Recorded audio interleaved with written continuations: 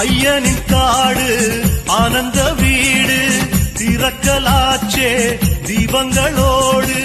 விடியல் பிறக்கும் முன்னே கதிரும் உதிப்பதென்ன சரண கோஷங்களோ வானை பிளப்பதென்ன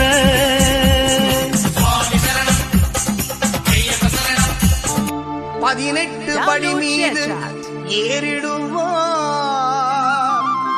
கதி என்று அவனை சரணடைவார் அதிமுகம் கண்டே மயங்கிடுவார் ஐயனை துதிக்கையிலே தன்னை